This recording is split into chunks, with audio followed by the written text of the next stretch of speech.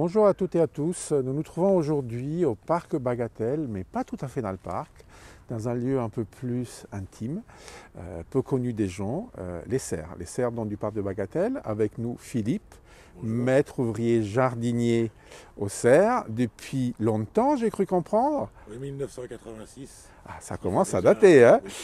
Donc vous connaissez les serres comme en votre poche. On peut dire ça, oui.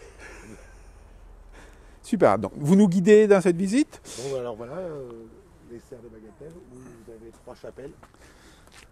Vous les appelez des chapelles? On les appelle des chapelles, c'est plus joli, c'est plus, voilà, c'est plus sympathique. Donc là, ici, vous avez 3 chapelles. Une serre froide, où les plantes se reposent et sont hors gel. Une serre au milieu de multiplication, où on verra tout à l'heure, je multiplie en ce moment des semis de plantes potagères. Oui. Des semis d'animaux. Voilà, parce qu'on rappelle que quand même, le parc de Bagatelle, qui est très connu pour sa roseraie et ses iris, a aussi un potager. Oui, il y a une zone de vivrerais qui est... Qu'on a vu la dernière fois, à la fin, si vous allez regarder notre vidéo sur le bulbe qu'on a tourné il y a quelques temps, nous avons terminé cette vidéo sur le potager de Bagatelle. Donc on fait donc les plantes potagères pour faire voir aux petits citadins ce qu'est une courgette, ce qu'est une aubergine, ce qu'est une salade. Donc c'est intéressant. Et une serre tempérée pour acclimater les plantes, pour pouvoir les sortir après dehors au froid. Super, donc on va visiter les serres. Exactement. On y va.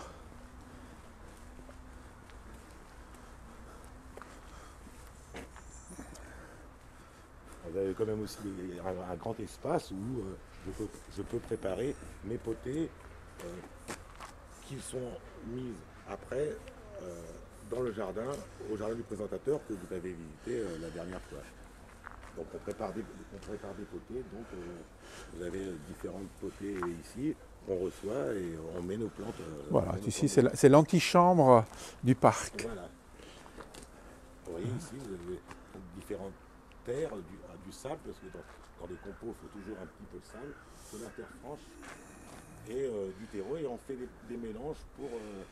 voilà, parce que chaque plante, j'imagine, nécessite son terreau spécifique. Son terreau spécifique pour les amener à avoir un bon enracinement pour pouvoir les planter. À s'épanouir, quelque part. Ça va faire un peu de bruit parce que ça décrète. Ah, ben ça... Quand on rentre dans une serre, vu qu'il y a des chaleurs, on est obligé de rentrer et de refermer les portes. Absolument, pour ne pas de pertes. Je vais fermer derrière vous, Philippe, ne vous inquiétez pas. Hop. Voilà, comme vous pouvez voir, vous avez une première chapelle de serre tempérée où, une fois que les plantes des serres chaudes sont enlevées, on les force ici et on met donc les plantes dans une serre tempérée pour les habituer, les acclimater tout doucement à être mises à l'extérieur. Donc quelque part, c'est une acclimatation au climat du parc. Voilà, exactement. Mais tout commence dans un petit local qui est sur notre gauche, j'ai cru comprendre. Là où tu prépares... Alors là où je prépare mes semis, là, notamment, là, je vais repiquer des tomates, puisque j'ai semé des tomates. Alors bon, je vous ai préparé une petite terrine. Normalement, à partir du 1er mars, vous pouvez semer vos tomates, une terrine. Vous avez des petites graines, vous voyez, qui sont comme ça, des petites graines de tomates. Donc j'imagine qu'on fait un sillon. Hein. Je rappelle qu'on a quelques vidéos sur notre chaîne Paris Nature qui vous expliquent comment faire du semis. Et il y a aussi d'autres lives qui arriveront d'ici la fin du mois. Parce qu'il faut le dire, hein, avril, c'est le seul mois de semis. Donc vous semez, là je vais semer ceci au 30 mars, parce que je mets des étiquettes quand je sème, pour savoir en combien de temps je vais pouvoir avoir mon pied de tomate. Là vous voyez, le 30 mars, là elles sont prêtes à être repiquées. Voilà, donc ça, s'il faisait beau, ce qu'il faut le dire hein, aujourd'hui, est-ce qu'on peut déjà repiquer aujourd'hui? Là, on peut repiquer, mais on ne peut pas replanter à l'extérieur. Voilà. Parce que il y a le changement climatique, c'est un fait. C'est vrai qu'il y a beaucoup d'années où il ne gèle pas, Alors les jardineries vous vendent des pieds de tomates, vous les font planter maintenant parce qu'il y a un peu de rayon de soleil, mais je conseille quand même aux gens d'attendre le 14 mai, les 5 glaces, pour pouvoir planter à l'extérieur. Parce que c'est une année comme cette année, où il y a eu un fort gel, vos pieds de tomates que vous avez plantés vont geler et ne vont pas pousser. Voilà, donc si on les a achetés, alors on peut les mettre ou les couvrir avec... Ou les couvrir avec un film spécial qui vend dans les jardineries, ou les mettre à l'abri dans votre cuisine s'il fait un peu frais, en attendant que ce gel soit passé. Que le gel soit passé. Là, en ce moment, vaut mieux pas les planter, parce que vous êtes sûr de ne pas avoir... pas les avoir. Je crois que par rapport aux graines, je crois que vous avez une astuce pour les garder pendant l'hiver. Alors, si vous récoltez des graines de vos tomates, vous les mettez dans un petit tube. Oui, classique, on trouve dans lequel on a... Vous avez dans votre boîte à pharmacie, je ne peux pas citer de marque, vous avez le petit bouchon avec un petit peu de sel. Vous gardez vos graines dans ce petit contenant. Vous fermez une petite étiquette pour marquer le nom de la graine que vous avez récoltée et vous pouvez les préserver dans le bas de votre réfrigérateur. Super. Et l'année prochaine... donc ils sont conservés au frais, à l'abri de l'humidité, de la lumière. Et là, vous les ressortez l'année d'après pour les semer. Alors les semis de tomates, il faut les faire fin mars. Fin mars, en un mois, vous avez un pied de tomate. Super. Environ. Alors là, après, une fois qu'ils sont comme ça, vous prenez un petit stylet, un petit godet, et vous les repiquez. Moi, je prends du terreau et un petit peu de terre franche pour former les racines, pour qu'elles soient un petit peu plus costauds, parce que le terreau, il est un petit peu trop léger, c'est qu'un support de culture. Donc si vous mettez un petit peu de terre à blé, un petit peu de terre franche, ça va consolider les racines et elles vont être plus fortes. Et avec un petit stylet, voilà, vous avez... Donc la petite baguette sert à dégager les racines de la terre. Vous allez au restaurant, vous récupérez les petites baguettes. Si vous en avez récupéré avant. Et c'est très pratique. Ah bah oui. Et voilà, vous repiquez votre... C'est un monde qui s'ouvre avec des baguettes. Voilà. Et on répique un plan par godet. Un plan par godet. Vous allez l'humidifier et 15 jours après, vous allez avoir un pied de tomate comme ça et vous pouvez les planter. Donc il faut les planter dès qu'ils ont une hauteur de quoi? 10 cm? Une quinzaine de centimètres. 15 cm, voilà. Alors moi, je vous conseillerais de les planter penchés comme ça pour avoir un enracinement beaucoup plus fort de la plante. Parce que quand la plante sera coudée, vous allez avoir des racines qui vont pousser au niveau du coude et elle va mieux s'implanter. Elle va être beaucoup plus dure, beaucoup plus forte. Donc la racine, il faut qu'elle soit horizontale. Voilà, vous plantez, quand votre plante elle est comme ça, vous plantez votre pot. Vous mettez votre tuteur et vous la plantez comme ça. Voilà, le tuteur va faire monter la plante en vertical, mais la racine en horizontale prendra mieux dans le terrain. Exactement. Super. Alors, ça, je vous expliquerai ça une autre fois.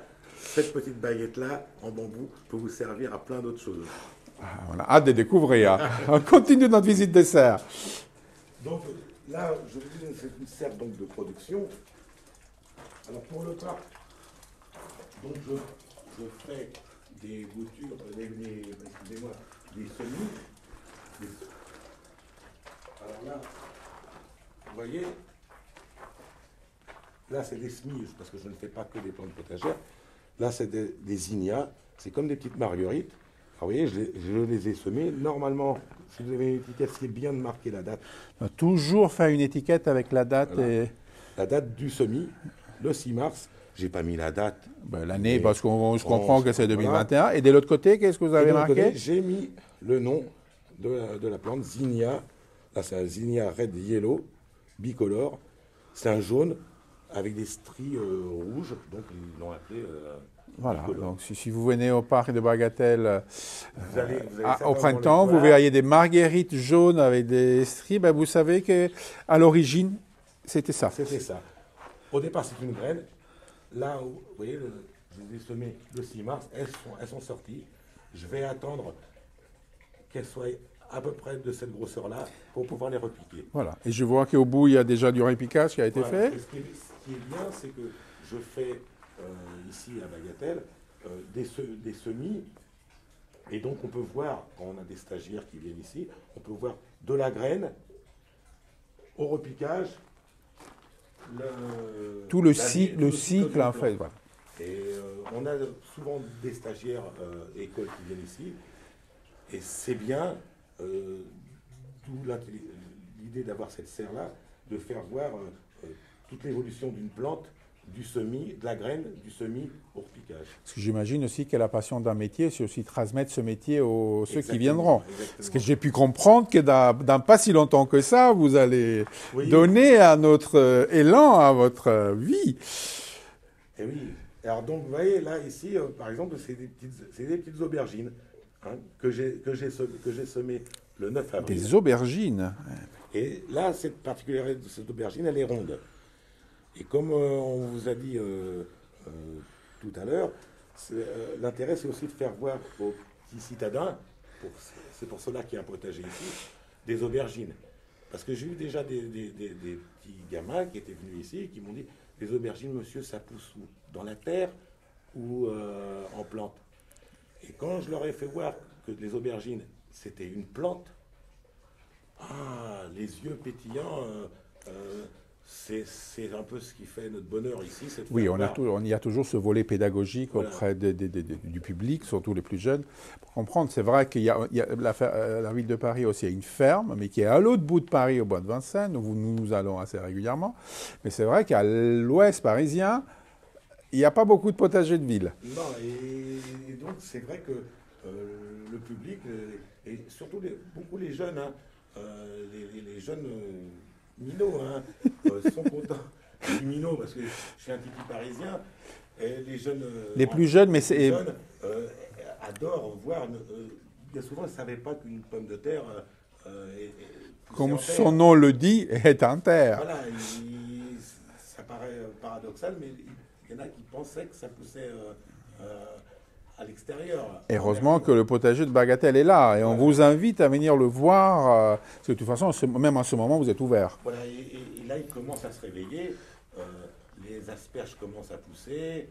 Vous avez les radis qu'on a semés qui commencent à lever.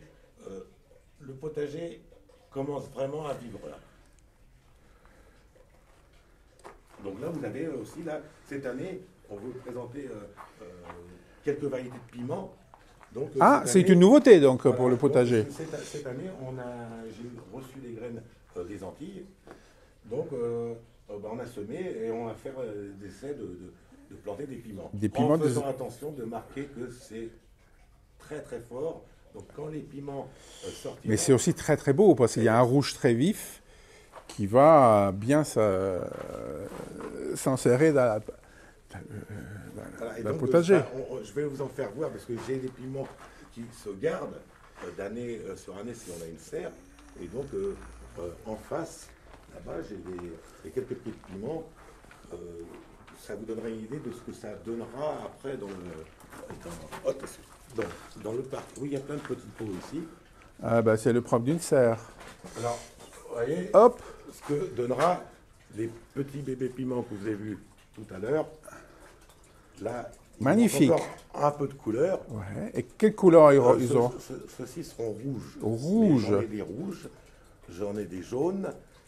Et c'est sympathique de faire voir à nos petits citadins des pieds de piment. Dans cette plante-là, on va la retrouver au potager dans un mois.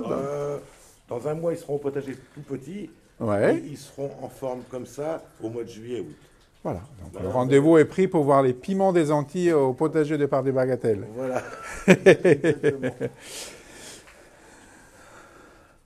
Donc ces serres sont chauffées, on les chauffe comment? Alors, attention, on a une chaudière. Ici, c'est une serre multiplication. Donc serre multiplication, 20 degrés.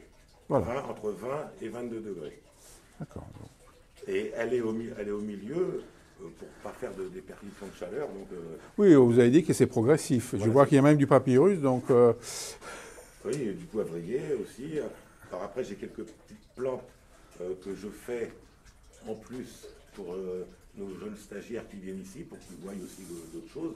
Donc j'ai quelques petites orchidées, quelques petites agrémentées aussi mon espace, puisqu'on passe la moitié de notre vie au travail, qu'on ait aussi des choses qui nous plaisent, donc on fait. On sent la passion, Philippe, on sent la passion. Merci.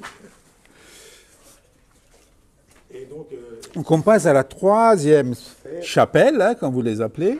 Alors là, c'est une chapelle où je m'occupe aussi à Bagatelle d'une collection de pélargoniums d'Afrique du Sud. Si vous voulez, c'est des pélargoniums, c'est les parents de ce que vous avez sur les balcons. Des géraniums. Ce que vous appelez vulgairement géranium. Alors que c'est du pélargonium. Et donc ici, vous avez une collection de pélargoniums qu'on met en potée. Ah, je vois qu'ils sont prêts pour être sortis. Hein. Pour être sortis après les 5 glaces, toujours à partir de mi-mai, qu'on sort au jardin du présentateur, qu'on verra. Qui est juste en face de l'orangerie. Juste en face en bas de l'orangerie. En bas de l'orangerie. Devant le pavillon du chef jardinier au présentateur. Super. Et là, vous avez donc la collection, une quarantaine de pots qu'on présente là-bas au parc. Donc, je vous invite à venir les voir et même les toucher comme ceci. Et vous avez beaucoup de pélargoniums odorants. Oui, certains qui sont ça sent déjà. Alors quand vous viendrez au parc, la citronnelle. Oui, vous aurez le droit d'y toucher, mais pas n'importe comment. Comment il faut les toucher? Alors, il faut caresser en fait. Caresser, on ne touche pas, on caresse. Parce que c'est une plante qui fait des micro-capsules d'huile essentielle, qui transpire. Donc, si on regardait à la loupe, ça fait des petites billes. Et quand on les touche comme ça, ces petites billes éclatent et l'odeur vient. Donc on n'est pas contre que les gens touchent. Qui caressent. Mais qui les caressent. Il faut caresser le pélargonium pour en profiter de son parfum. Vous n'avez pas de chance, vous ne pouvez pas le sentir. Mais notre caméraman, là, je remue le pélargonium. Je confirme, là, ça sent très bon. Confirmer, ça sent toujours caressé. Voilà, alors on n'est pas contre les toucher, mais bien les toucher. Ah oui, voilà. Donc ici, pour la pérenniser la collection, au mois de septembre, là vous pourrez revenir. Tu nous invites pour le mois de septembre? Oui. Super. Je fais des boutures. Ah. Je fais des boutures et je fabrique ce qu'on appelle des pieds mères. C'est-à-dire des pieds mamans sur lesquels je prélèverai après. Donc au mois de septembre, on prélèvera des boutures sur ces pieds mères pour pouvoir multiplier la collection. C'est-à-dire que je vais prendre une variété, je vais faire une potée, je vais la garder exclusivement pour faire de la reproduction. Oui, ce qui est important, la pérennisation de l'espèce. Voilà, parce que tous les collectionneurs qui ont des plantes, quelles qu'elles soient, en collection, on a tous des pieds mères, des pieds mamans, pour pouvoir pérenniser cette collection. Sinon, un peu comme des graines, quelque part. Avec le Covid l'année dernière, on n'a pas pu venir, on a perdu des espèces. Heureusement qu'il y avait quelques pieds mères où on a pu récupérer pour sauver la plante. Voilà, mais bon. Il y en a qui sont marrants, celui-ci sur la menthe. Je vais m'approcher pendant que tu caresses ce pélargonium. Effectivement. Ah oui. Ah oui. Donc voilà, donc c'est des collections qui seront à l'extérieur d'ici un mois et demi. Oui.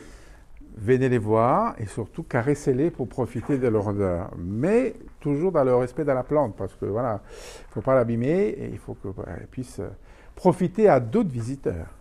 Exactement. Alors ça, c'est des boutures qui ont été faites, vous voyez, qui ont été faites au mois de septembre. Et vous voyez ce que ça donne. Alors c'est ici sans le citron aussi. Ah, un petit insecte qui vient de sortir. Ah. Alors ici, je ne traite pas. Voilà, donc on rappelle que la ville de Paris n'utilise plus des produits phytosanitaires depuis 2015, de l'amour et quelques auxiliaires, j'imagine aussi. Oui, qu'on fait des lâchers d'auxiliaires, principalement pour la mouche blanche ici, pour l'alerode, ce qu'on appelle l'alerode, et pour la cochenille, donc on introduit des insectes. Et on a aussi des pièges à insectes qu'on met comme ceci.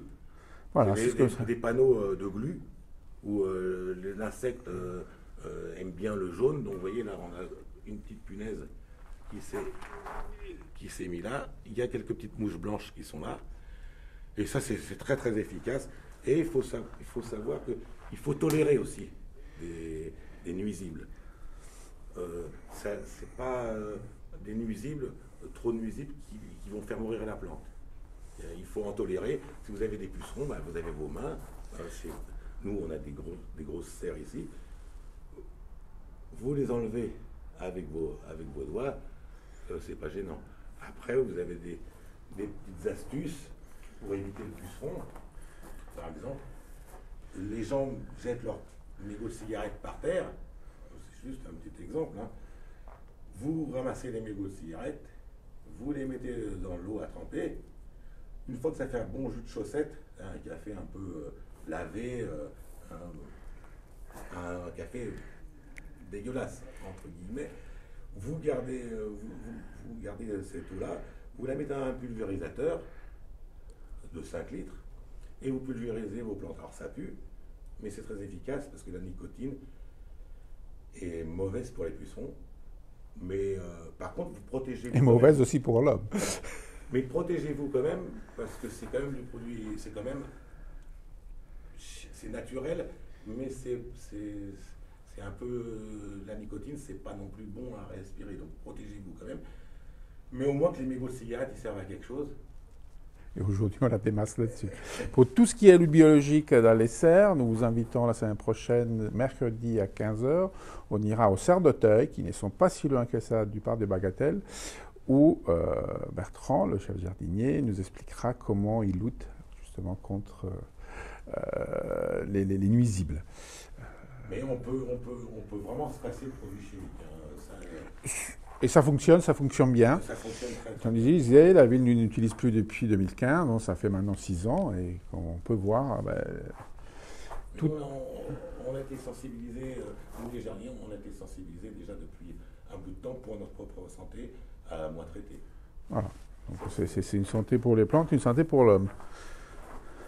Continue notre visite, je vois aussi d'autres plantes. Alors là, c'était des petites plantes un petit peu pour faire voir aussi la diversité du végétal pour les stagiaires. Donc là, il y a différentes plantes que j'ai récoltées chez des collègues jardiniers, des succulentes, des petits cafés, tout ça pour faire voir aussi, transmettre aussi à nos jeunes le savoir qui viennent différentes plantes. Et préparer la nouvelle génération. Voilà.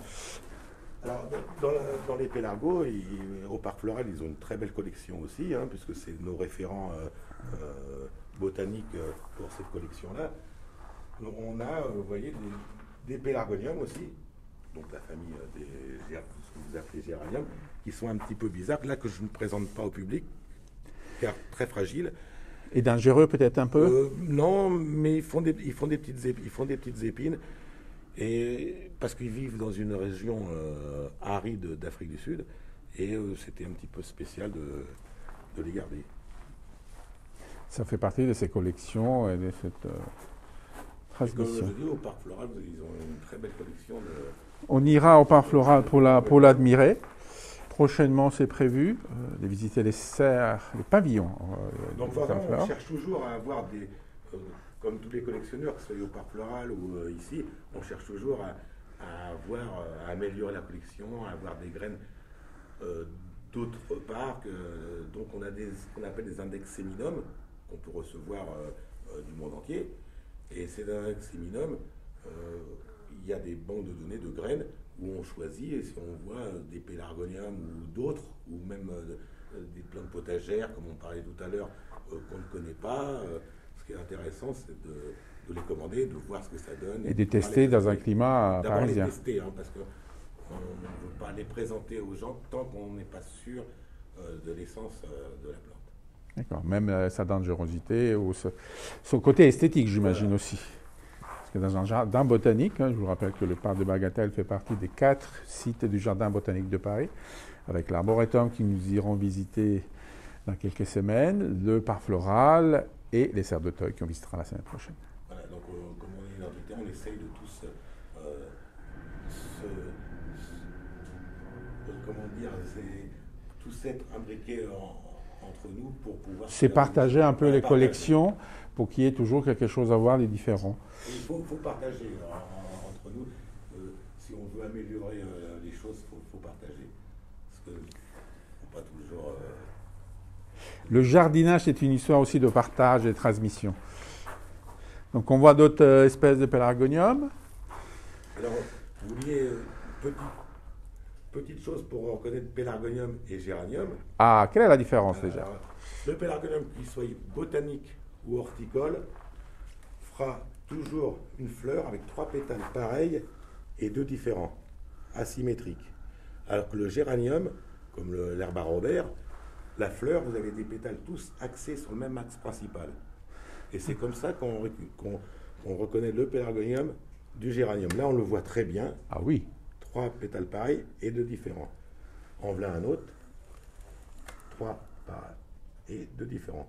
Donc voilà, pélargonium, 3 et 2. Voilà. Et géranium, des pétales tous une corolle principale.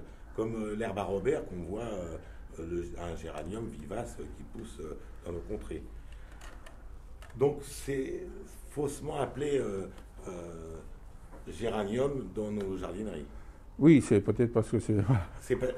C'est tout ça à cause d'un pélargonium qui a été trouvé, qu'ils ont appelé Pélargonium capitatum geranium rosa, avec lequel on a fait de l'huile essentielle de pélargonium, où on a fait le premier après rasage vétiver.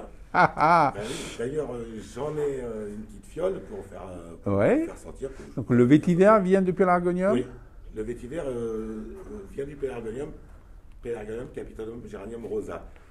Et question vente, a été plus facile de dire géranium. Donc finalement, mais quand vous allez chez un professionnel, si vous allez voir une exposition de géranium, vous n'attendez pas à voir ce que vous avez sur vos balcons. Si vous avez une exposition de pélargonium, vous aurez des pélargoniums horticoles faits par l'homme, botaniques, c'est la nature qui les fait. Et la différence, les gens ne savent pas toujours.